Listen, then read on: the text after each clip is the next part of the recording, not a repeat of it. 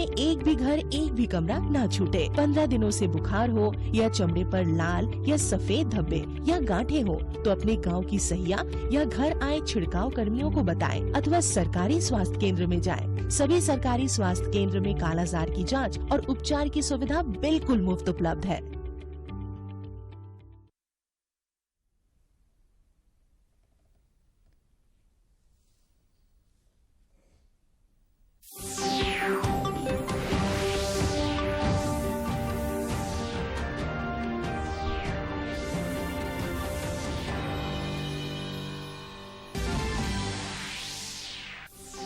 प्रधानमंत्री नरेंद्र मोदी अब से थोड़ी देर बाद उत्तराखंड के देहरादून में 18,000 करोड़ रुपए की लागत वाली कई परियोजनाओं का करेंगे उद्घाटन और शिलान्यास।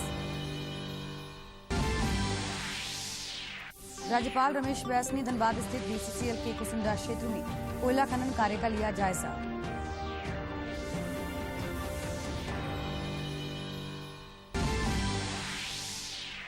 राज्य के खाद्य आपूर्ति मंत्री रामेश्वर उरांव ने कहा 15 दिसंबर से धान खरीद की तैयारी, एक किसान से 200 क्विंटल धान की होगी खरीदारी।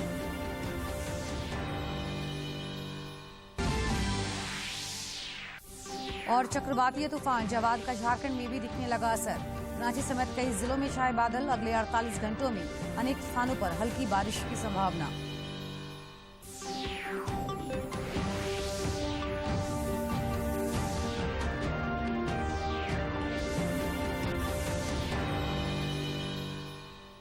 नमस्कार, खबरें झारखंड में आपका स्वागत है। मैं हूं जयलक्ष्मी कुमारी और समाचारों में आगे बढ़ने से पहले ये संदेश। देश ने कोविड टीकाकरण अभियान के अंतर्गत 125 करोड़ टीके लगाने का लक्ष्य हासिल कर इतिहास रच दिया। इस महत्वपूर्ण कार्य में योगदान करने वाले चिकित्सकों, नर्सों और अन्य स्वास्थ्य कर्मियों का दूरदर्शन अभिनंदन करता है। इसके साथ ही हम आपको सतर्क भी कराना चाहते हैं कि कोविड अभी समाप्त नहीं हुआ है। आप सभी से हमारी अपील है कि यथाशीघ्र दोनों टीके लगवाएं और अन्य लोगों को भी टीके लगवाने के लिए प्रेरित करें। मास्क लगाएं और 2 गज की सुरक्षित दूरी बनाए रखें। बार बार हाथ धोएं और चेहरा साफ रखें। कोविड से संबंधित जानकारी और मार्गदर्शन के लिए राष्ट्रीय हेल्पलाइन काम कर रही है। इनके नंबर हैं 011-2397 8046 और 1075। इसके अलावा राज्य हेल्पलाइन नंबर 104 डायल कर समस्या का त्वरित समाधान लिया जा सकता है। और अब समाचार विस्तार से। प्रधानमंत्री नरेंद्र मोदी अब से थोड़ी देर बाद उत्तराखंड के देहरादून में करीब 18,000 करोड़ रुपए की लागत वाली कई परियोजनाओं का उद्घाटन और शिलान्यास करेंगे। वे देहरादून में एक रैली को भी संबोधित करेंगे। प्रधानमंत्री की यात्रा का उद्देश्य सड़कों के ढांचागत सुधार संबंधी परियोजनाओं को लागू करना है। 1,000 करोड़ रुपए की लागत की कई परियोजनाओं का उद्घाटन और शिलान्यास करेंगे। यात्रा के दौरान महत्वपूर्ण ध्यान सड़क के बुनियादी ढांचे में सुधार के लिए परियोजनाओं पर होगा, जो यात्रा को सुगम और सुरक्षित बनाएगा। इस क्षेत्र में पर्यटन को भी बढ़ाएगा। देखिए, निश्चित रूप से ये प्रोजेक्ट हमारे पूरे उत्तराखंड के प्रोजेक्ट हैं और क्षेत्रों के हैं, बड़ी पुराने हमारे जल विद्युत की योजनाएं हैं, तो सभी में और स्मार्ट सिटी का काम यहाँ पर पहले से चल रहा है। तो निश्चित रूप से एक नया दून बनेगा और हम लोग नया दून बनाने के लिए निश्चित रूप से बहुत ऐतिहासिक दिन है, हमारे लिए बड़ा शुभ दिन है। और माननीय प्रधानमंत्री जी का जो उत्तराखंड के साथ एक जुड़ाव है, एक लगाव है, कर्म मर्म का यहाँ से रिश्ता है। प्रधानमंत्री 11 विकास परियोजनाओं की आधारशिला रखेंगे। इसमें दिल्ली देहरादून आर्थिक गलियारा भी शामिल है, जिसे लगभग 8,300 करोड़ रुपए की लागत से बनाया जाएगा। ये दिल्ली से देहरादून के बीच की यात्रा के समय को 6 घंटे से घटाकर लगभग 2.5 घंटे कर देगा। इसमें हरिद्वार, मुजफ्फरनगर, शामली, यमुनानगर, बागपत, मेरठ और बड़ौद से संपर्क के लिए 7 प्रमुख इंटरचेंज होंगे। इससे लोगों को काफी फायदा होगा। इसमें वन्य जीवों के लिए बिना रोक टोक आवागमन के लिए एशिया का सबसे बड़ा वन्य जीव एलिवेटेड गलियारा होगा, जो 12 किलोमीटर लंबा होगा। देहरादून में जाट काली मंदिर के पास 340 मीटर लंबी सुरंग वन्य जीवों पर होने वाले प्रभाव को कम करने में मदद करेगी। कि जो हमारा नेशनल हाईवे, इस पे जानवरों का एक जो कॉरिडोर बन रहा है, ये एक बड़ी अच्छी शुरुआत है और जिसका कि उद्घाटन हमारे माननीय प्रधानमंत्री जी ने कल करना है। तो ये बहुत ही अच्छी शुरुआत है और इससे ये है कि जानवर जो है आप सुरक्षित इन कॉरिडोर में से गुजरेंगे और बिना किसी डिस्टरबेंस के। 1600 करोड़ रुपए से अधिक की लागत से बनने वाली मनोहरपुर से कांगड़ी तक हरिद्वार रिंग रोड परियोजना हरिद्वार शहर के लोगों को विशेष रूप से भारी पर्यटक मौसम के दौरान यातायात के जाम से राहत प्रदान करेगी और कुमाऊं क्षेत्र के साथ संपर्क में भी सुधार करेगी। लगभग 1700 करोड़ रुपए की लागत से बनने वाली देहरादून पोंटा साहिब सड़क परियोजना यात्रा के समय को कम करेगी और दोनों स्थानों के बीच निर्बाध संपर्क प्रदान करेगी। इससे अंतर्राज्यीय पर्यटन को भी बढ़ावा मिलेगा। संसद की लोक लेखा समिति अपनी स्थापना का शताब्दी वर्ष मना रहा है। इस अवसर पर संसद के केंद्रीय कक्ष में 2 दिवसीय समारोह का आयोजन किया गया है। राष्ट्रपति रामनाथ कोविंद ने 2 दिवसीय शताब्दी समारोह का शुभारंभ किया। इस दौरान राष्ट्रपति ने एक विशेष स्मारिका का अनावरण भी किया। Made to make its function more effective and inclusive. Since then, a member from the opposition in the Lok Sabha is appointed as the chairman of the committee by the Speaker. Ladies and gentlemen, in a parliamentary democracy, accountability is central to governance. Therefore, it is obvious that a committee of people's representatives doing scrutiny of public accounts plays an important role. Professor Peter Hennessy, a noted historian on governance, aptly described the Committee of Public Accounts of the British Parliament as, and I quote, the Queen of Select Committees.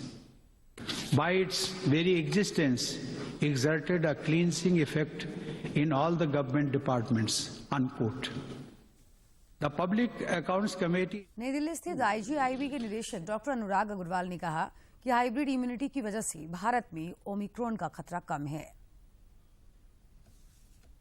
ना खतरा है भारत के लिए, और जो hybrid immunity है उसके बारे में बताएं कि वो क्या है। शुक्रिया, बहुत ही ज़रूरी सवाल है।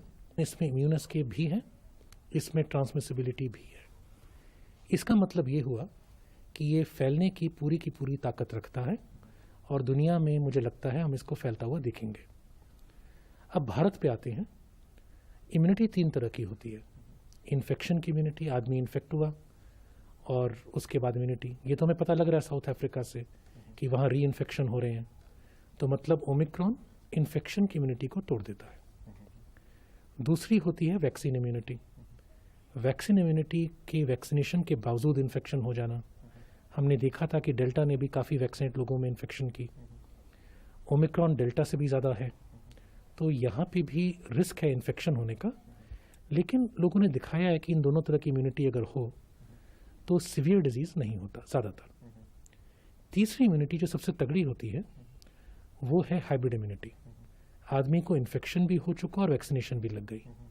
पहली डोज वैक्सीनेशन की जो लगती है इन्फेक्शन के बाद, बहुत स्ट्रॉन्ग इम्यून रिस्पॉन्स आता है। ऐसे लोगों की प्रोटेक्शन सबसे ज़्यादा होती है। और हिंदुस्तान में क्योंकि वैक्सीनेशन ड्राइव तेज़ होने से पहले सेकेंड वेव के दौरान 2/3 लोगों तक का इन्फेक्शन हो चुका था, हिंदुस्तान में बाकी दुनिया की मात्रा में हाइब्रिड इम्यूनिटी ज़्यादा है। कई लोग अभी वैक्सीन नहीं लिए हैं, तो उनका वैक्सीन लेना कितना जरूरी है इस वेरिएंट से और या दूसरे किसी वेरिएंट से बचाव के लिए? वैक्सीन का सबसे इम्पॉर्टेंट पर्पज़ है सीवियर डिजीज़ को रोकना, चाहे कोवैक्सिन हो चाहे कोविशील्ड हो। स्टडीज़ ने दिखा दिया है दोनों वैक्सीन्स सीवियर डिजीज़ को रोकती हैं। मेरे ख्याल से चाहे ओमिक्रॉन भी आए, वैक्सीन्स का ये पर्टिकुलर पार्ट जो है वो यही रहेगा। तो जितने लोग रिस्क हैं उनको फुली वैक्सीनेट करना बहुत ज़रूरी है, अनिवार्य है। और इसी के बेसिस पे मैं कहता हूँ कि अगर हमने ये सक्सेसफुली कर दिया तो हमारी थर्ड वेव हॉस्पिटलाइजेशन की तरफ से देखा जाए तो कंट्रोलेबल रहेगी। सावधानी बहुत जरूरी है, वैक्सीन लगाना बहुत जरूरी है। कैमरामैन शारदा के साथ नितेंद्र सिंह, डीडी न्यूज, दिल्ली। देश में कोरोना के नए वेरिएंट ओमिक्रॉन को लेकर सतर्कता बढ़ा दी गई है। राज्य के स्वास्थ्य विभाग ने भी अलर्ट जारी किया है और सभी उपायुक्तों को सख्ती बरतने का निर्देश दिया है। इसे लेकर रांची के सरकारी अस्पतालों में भी वार्ड को तैयार करने, दवा की उपलब्धता सुनिश्चित करने के साथ साथ कोविड-19 गाइडलाइन के तहत तैयारियां शुरू कर दी गई हैं। देश में पिछले 24 घंटे के दौरान कोविड के 8,603 नए संक्रमितों की पहचान की गई है। जबकि 8,190 मरीज स्वस्थ भी हुए हैं।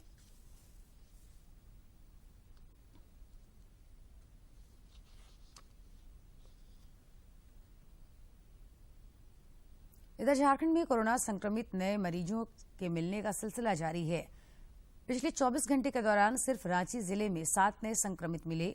वहीं स्वस्थ होने वाले 7 मरीजों को अस्पताल से छुट्टी दे दी गई। रांची में अभी सक्रिय मरीजों की संख्या 31 है।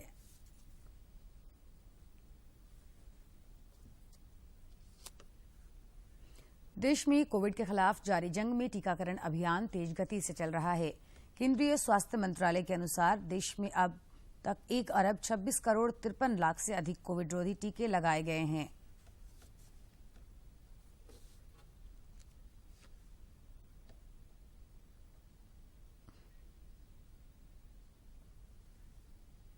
राज्यपाल रमेश व्यास ने धनबाद स्थित बीसीसीएल के कुसुंडा क्षेत्र के कोयला खदानों में व्यू पॉइंट से कोयला खनन कार्यों का जायजा लिया।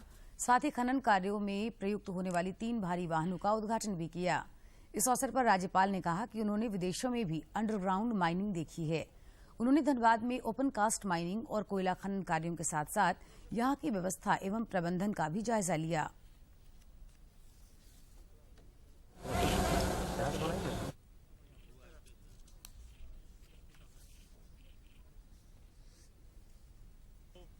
विदेश में भी गया, वहाँ पर अंडरग्राउंड माइनिंग देखा, लेकिन ओपन माइनिंग में वहाँ नहीं देख पाया था। तो यहाँ पर ओपन माइनिंग है, तो मैं बोला चलो एक बार माइनिंग देखे कि कैसा होता है, इनकी क्या प्रॉब्लम होती है, कि कोयला निकालने में कैसा होता, क्या इक्विपमेंट्स लगते हैं, क्या तकलीफें होती है, वो इन सब देखने के लिए आया हूँ मैं।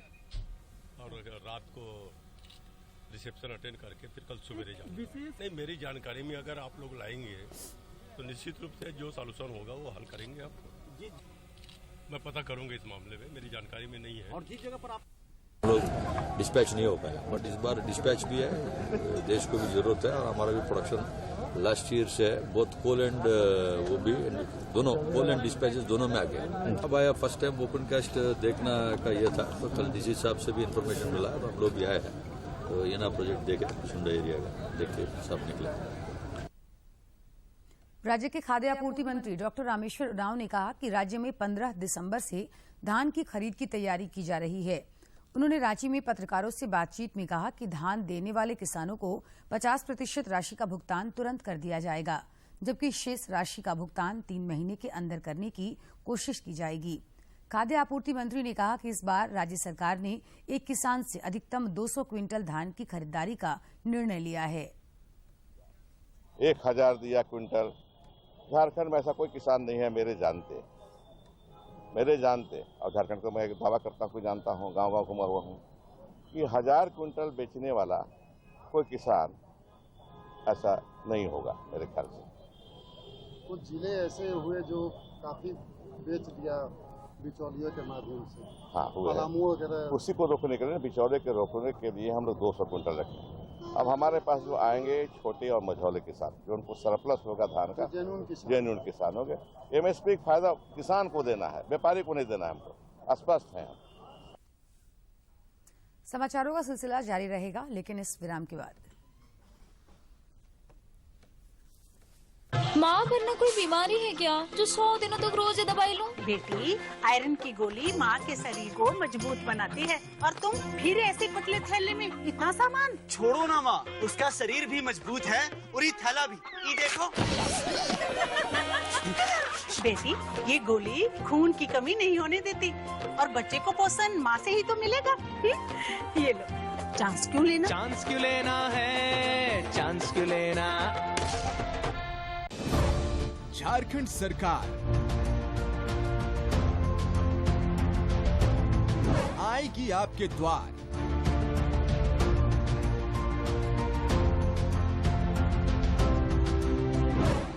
नवंबर से 29 दिसंबर तक हर पंचायत में लगेगा शिविर। समस्याओं का त्वरित होगा निष्पादन। आप अपनी भागीदारी सुनिश्चित करें और इस अवसर का लाभ उठाएं। सूचना एवं जनसंपर्क विभाग झारखंड सरकार द्वारा जनहित में जारी। इस बात को समझ लीजिए कि टीका लगाने के बाद बच्चे को हल्का सा बुखार आ सकता है, हो सकता है थोड़ी सी सूजन भी हो जाए। इस बुखार और दर्द का मतलब है कि टीका अपना काम कर रहा है और बच्चे को जानलेवा बीमारियों से बचा रहा है। वो बच्चा बीमार भी हो तो भी उसे टीके के लिए हर बार ले जाइए। 5 साल 7 बार, छूटे ना टीका एक भी बार।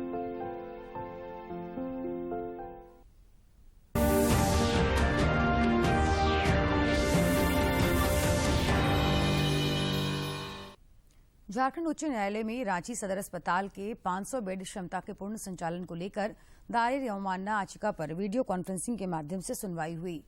मुख्य न्यायाधीश न्यायमूर्ति डॉक्टर रवि रंजन और न्यायमूर्ति सुजीत नारायण प्रसाद की खंडपीठ ने मामले की सुनवाई करते हुए सदर अस्पताल का पूर्ण संचालन जल्द से जल्द शुरू करने का निर्देश दिया ताकि मरीजों को बेहतर सुविधा मिल सके। चक्रवाती तूफान जवाद का असर झारखंड में भी दिखने लगा है। रांची समेत राज्य के विभिन्न जिलों में कल शाम से ही आसमान में बादल छाए हैं। रांची स्थित भारतीय मौसम विज्ञान विभाग के वैज्ञानिक अभिषेक आनंद ने अगले 48 घंटे के दौरान विभिन्न हिस्सों में हल्के से मध्यम दर्जे की बारिश की संभावना जताई है। ये 2 दिन है राज्य के दक्षिणी, उत्तर पूर्वी और उत्तर पूर्वी से सटे हुए जो 2 भाग हैं आपके धनबाद और जामताड़ा, उनको भी जोड़ दिया जाए इसमें। और इन जिलों में आपको हल्के से मध्यम दर्जे की बारिश देखने को मिल सकती है। और अगर बात करें तो 6 तारीख से जो आसमान है वो थोड़ा सा साफ होता हुआ दिखेगा। ये जो सिस्टम है ये कमजोर होता हुआ दिखेगा। तो ये जो सिस्टम जोवाद है ये कल सुबह आपका उत्तरी आंध्र प्रदेश और उससे सटे आपका दक्षिणी उड़ीसा तट से टकराने की संभावना है और वहां से ये रिकर्व होता हुआ उड़ीसा की जो तटीय इलाके हैं उनसे होता हुआ बंगाल के तटीय इलाके तक पहुंचेगा। और अब कुछ खबर राज्य के विभिन्न जिलों से।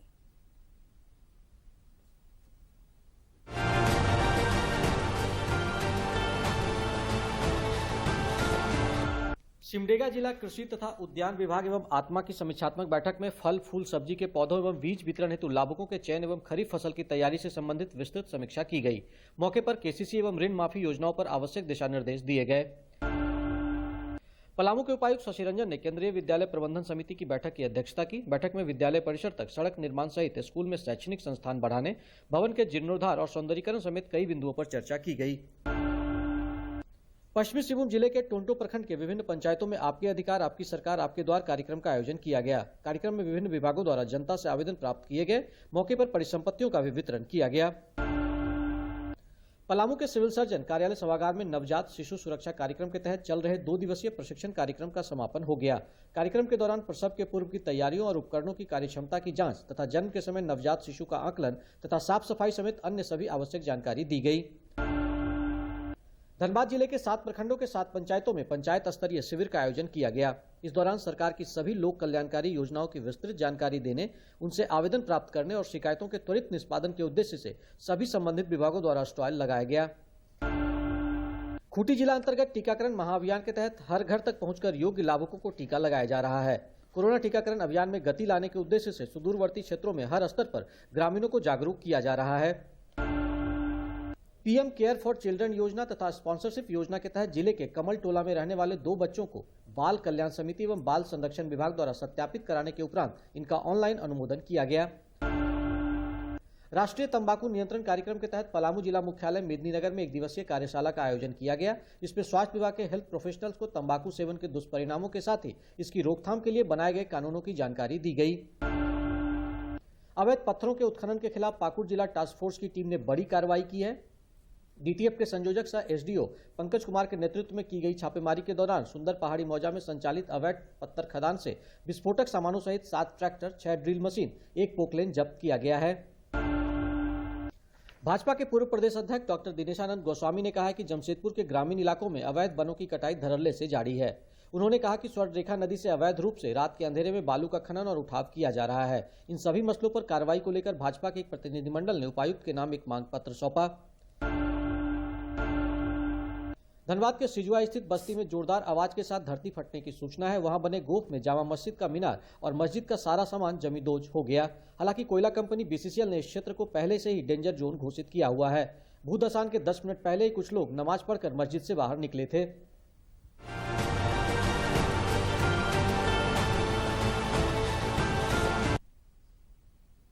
इधर खूंटी जिले में 6 लाख की आबादी में से मात्र 20 परिवार लुप्तप्राय आदिम जनजातीय बिरहोर तेलंगाड़ी कॉलोनी में निवास करते हैं।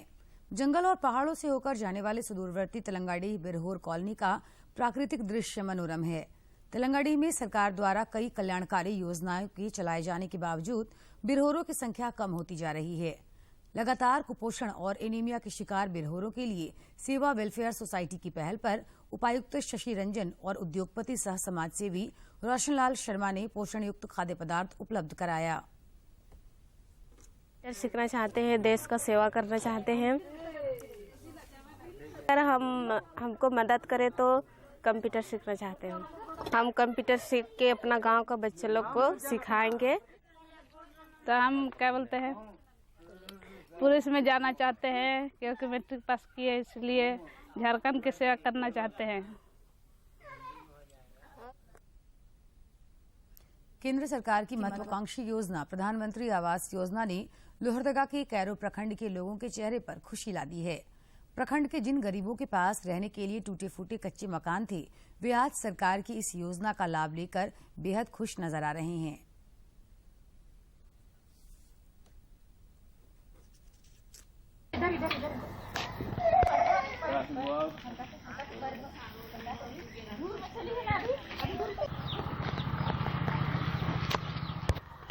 पहले तो टूटा फूटा मकान में रहते थे, अब मोदी ने दिया हम लोग को भी मकान पक्का का। अब हम लोग पूरे परिवार अच्छा से हैं। बहुत हमें के तकलीफ रहे, मोदी दिलाए तो बहुत बढ़िया से खन ही हमें एक बीता जगह ने बहुत बढ़िया से खुशी से है ये हम। सरना धर्म कोड की मांग एक बार फिर तेज हो गई है। भगवान बिरसा मुंडा के जन्मस्थली से आदिवासियों का जत्था कल दिल्ली के लिए रवाना हुआ है। विभिन्न राज्यों से दिल्ली पहुंचकर आदिवासी समुदाय अपनी मांगों को लेकर प्रधानमंत्री और गृह मंत्री से मुलाकात करेंगे।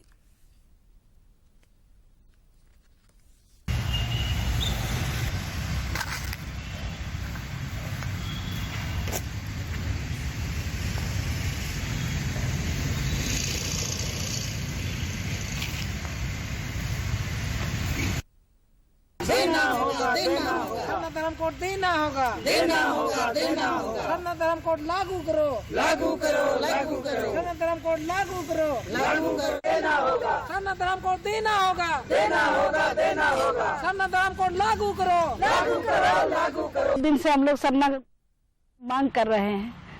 झारखंड सरकार उसको पारित कर चुके हैं, 1 साल हो गया, 1 साल से ज्यादा होने जा रही है, लेकिन केंद्र सरकार उसमें कोई बात नहीं रख रही है। इसलिए हम लोग सभी क्षेत्र से सरना कोड मांग लेकर दिल्ली जा रहे हैं। देश में नौसेना दिवस हर साल 4 दिसंबर को मनाया जाता है। नौसेना दिवस पर हर साल भारत और पाकिस्तान के बीच 1971 के युद्ध को याद किया जाता है और इससे भारतीय नौसेना की अविस्मरणीय नौसेना दिवस पर नौसेना कर्मियों और पूर्व सैनिकों को बधाई दी गई। नौसेना दिवस 2021 के अवसर पर मैं मैरीटाइम डोमेन में भारत के हितों को प्रिजर्व, प्रोटेक्ट और प्रमोट करने की भारतीय नौसेना की कमिटमेंट का फिर से विश्वास दिलाता हूं। नौसेना दिवस 4 दिसंबर 1971 को कराची हार्बर पर भारतीय नौसेना द्वारा किए गए साहसिक हमले की याद दिलाता है। 1971 के भारत पाक युद्ध में निर्णायक विजय के इस स्वर्णिम विजय वर्ष में नौसेना दिवस और भी इम्पोर्टेंट हो जाता है। इस महान अवसर पर हम अपने शहीदों द्वारा किए गए सुप्रीम सैक्रिफाइसेस के प्रति श्रद्धांजलि अर्पित करते हैं, अपने वेटरन्स के प्रति अपना आभार व्यक्त करते हैं और हम स्वयं को राष्ट्र की सेवा में पुनर्समर्पित करते हैं। दूरदर्शन झारखंड पर पल पल की खबरों से जुड़े रहने के लिए आप हमारे social media platform Twitter, Facebook और यूट्यूब से जुड़ सकते हैं, क्योंकि खबरों से जितना बाखबर रहना जरूरी है, उससे ज्यादा जरूरी है सटीक, संतुलित और निष्पक्ष समाचार। हमारा ट्विटर हैंडल और फेसबुक पेज है डीडी न्यूज झारखंड।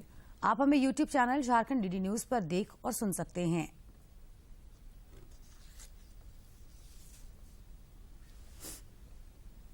कोरोना का खतरा भी टला नहीं है। दूरदर्शन झारखंड आप सबों से अपील करता है कि आप खुद भी मास्क पहनें तथा दूसरों को भी मास्क पहनने के लिए प्रेरित करें और सामाजिक दूरी के दिशा निर्देशों का पालन करें। मास्क के उपयोग को लेकर सभी के सहयोग से मास्क अप इंडिया अभियान की शुरुआत हुई है, जो डीडी न्यूज और उससे जुड़े सोशल मीडिया पर जारी रहेगा। कोरोना को हराना है, मास्क जरूर लगाना है। ऐसे में सबसे जरूरी है सावधानी और बचाव। फेस मास्क कोरोना से रोकथाम का सबसे प्रभावी उपाय साबित हुआ है। विश्व स्वास्थ्य संगठन और विशेषज्ञों की शोध का भी यही निष्कर्ष है कि मास्क से मुंह और नाक को अच्छी तरह ढककर कोरोना संक्रमण को कम किया जा सकता है। कोरोना संक्रमण से बचाव के लिए मास्क पहनने के साथ ही जरूरी है मास्क को सही तरीके से पहनना। बहुत से लोग मास्क से नाक और मुंह को सही तरीके से नहीं ढकते हैं, जिससे संक्रमण का खतरा बना रहता है। बिना मास्क या फेस कवर के घर से बाहर निकलने की अभी कल्पना करना भी सही नहीं है। जुड़िए डीडी न्यूज की खास मुहिम मास्क अप इंडिया के साथ। मास्क पहने और अपने मुंह और नाक को अच्छी तरह ढकें। अपने परिवार के सदस्यों और दोस्तों को मास्क पहनने के लिए कहें। Mask up India, mask up India. DD news के माध्यम से सबको बताना है, कोरोना को हराना है, मास्क जरूर लगाना है। Mask up India, mask up India, mask up India.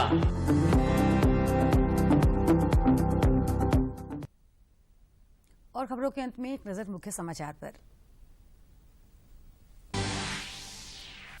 प्रधानमंत्री नरेंद्र मोदी अब से थोड़ी देर बाद उत्तराखंड के देहरादून में 18,000 करोड़ रुपए की लागत वाली कई परियोजनाओं का करेंगे उद्घाटन और शिलान्यास। राज्यपाल रमेश बैस ने धनबाद स्थित बीसीसीएल के कुसुंडा क्षेत्र में कोयला खनन कार्य का लिया जायजा।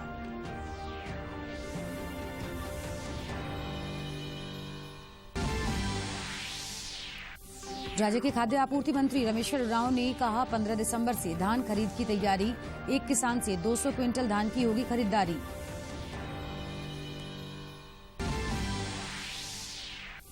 और चक्रवातीय तूफान जवाद का झारखंड में भी दिखने लगा असर। रांची समेत कई जिलों में छाए बादल, अगले 48 घंटों में अनेक स्थानों पर हल्की बारिश की संभावना।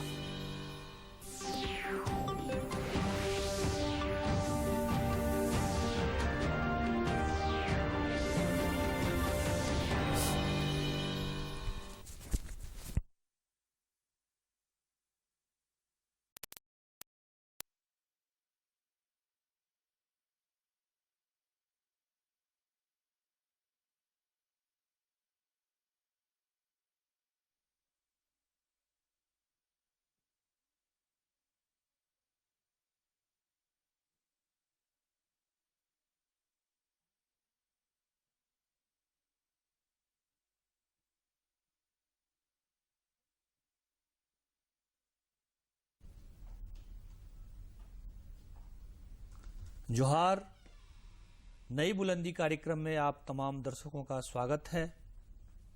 आज हम वित्तीय प्रबंधन और साक्षरता को लेकर के चर्चा करने वाले हैं। उसी को लेकर के उपस्थित हुए हैं आप लोगों के समक्ष।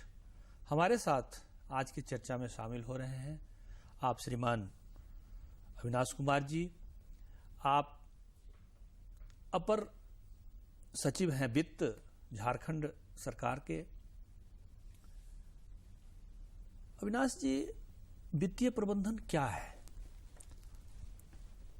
वस्तुतः देखिए गौतम जी, वित्तीय प्रबंधन सही ज्ञान, सही नॉलेज, सही स्किल का विकास करना है, जिसके द्वारा निर्णय लेने की क्षमता में वृद्धि हो सके और उससे आसपास के में उपस्थित संसाधनों का सही ढंग से हम उपयोग कर सकें, यही वित्तीय प्रबंधन है। अविनाश जी, सबसे